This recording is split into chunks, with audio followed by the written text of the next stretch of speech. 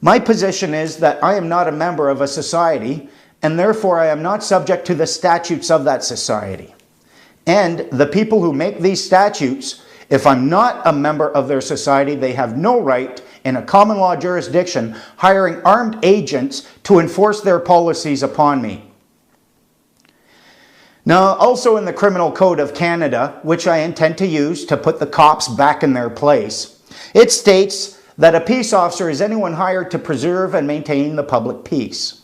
So the question is, the ability to hire peace officers, is that limited or restricted to corporations providing municipal services, or can the people of the country hire each other directly to operate and act as peace officers in order to control and police the existing police? I say we do have a right.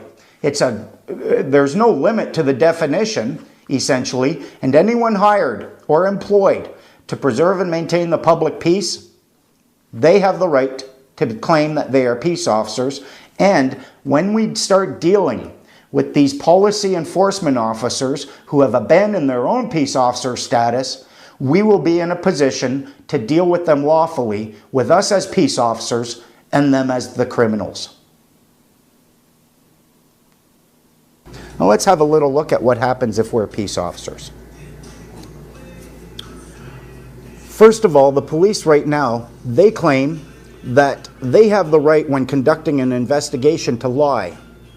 They can say whatever they want. They can threaten you with an arrest for failure to produce government-issued identification, even though you don't have it, you have no obligation to have it. And in my mind, that is a perversion of justice on their part. They can do all sorts of things that people who aren't peace officers can't do. So if we all become peace officers, then when they come and as policy enforcement officers, they try engaging in intercourse with us or demanding that we do certain things, we can actually be conducting an investigation.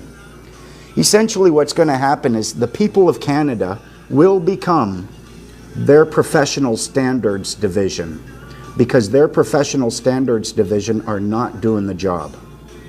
People are getting tasered when they're in handcuffs for failure to comply. They're being tortured to achieve their compliance, and the people doing this get paid vacations. People are dying out there at the hands of these cops who have no idea that there are in fact limits to their authority. And it's about time the people of this country outline very clearly, specifically, and unequivocally exactly where their authority stops and ours begins. Now, a fundamental right that exists is our right to travel on this planet. And the police officers, because they're generating revenue out of it, they claim that the Highway Traffic Acts and the Motor Vehicle Acts across the country and the various provinces have removed our right to do so.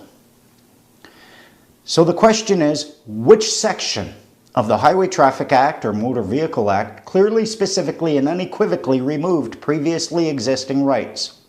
You can't point to a section and say this says every person must, and anything like that. It must mention the right itself in order for you to claim that that right has been removed.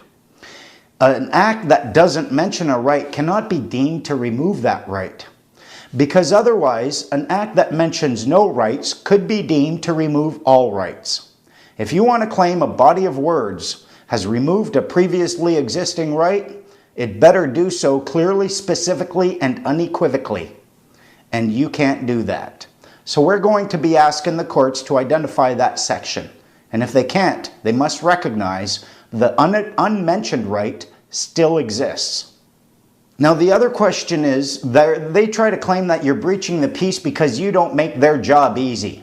But is exercising a right peaceably, such as traveling down the highway in your own privately owned automobile as a member of the public using the public roads, is that a breach of the peace or not? Is refusing to engage in intercourse with a peace officer who has not observed you breach the peace, is that a breach of the peace? Now, a fundamental thing that I see happening is a whole lot of unlawful arrests and assaults being committed by the police officers.